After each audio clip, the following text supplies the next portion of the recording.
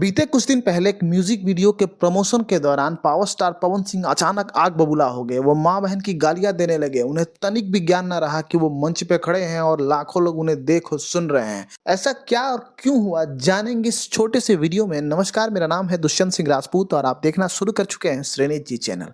अगर मैं आपसे पूछूं कि एक म्यूजिक वीडियो को हिट कराने के लिए क्या जरूरी है, तो शायद आप कहेंगे कि ढेर सारा पैसा होना जरूरी है, बड़ा सुपरस्टार होना जरूरी है और अच्छे लोकेशन पर शूट होना जरूरी है।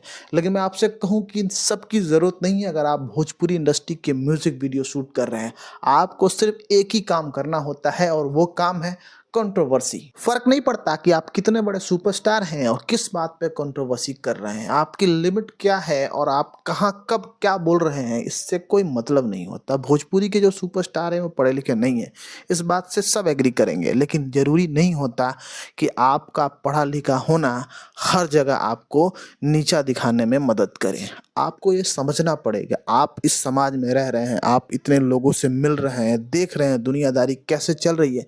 क्या आपको पीछे 20 सालों में एक्सपीरियंस नहीं हुआ कि आपको कैसे किसके लिए क्या बोलना है? आप इतने छोटे लोगों के साथ गाली गलौज पे आ जाएंगे। अरे क्या औकात है उनकी आपके सामने? आपने सोचा है कभी? एक रील बनाने वाला वो आपके नाम पे ही रील बना के 2 पैसे आज कमाने लगा है और आपके खिलाफ आकर यूट्यूब पर उल्टी सीधी बातें कर रहा है। आप इतने बड़े सुपरस्टार, उसको कौन जानता? मैं तो आज उसका नाम भी नहीं जानता हूँ, ना ही मैंने सर्च किया है, ना ही करना है।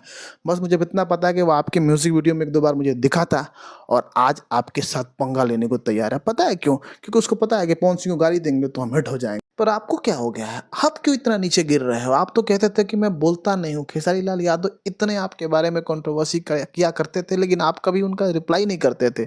हमें बड़ा अच्छा लगता था, मुझे लगता था कोई बात नहीं, हमारा सुपरस्टार पढ़ा लिखा नहीं है लेकिन गंभीर है, बोलता नहीं है।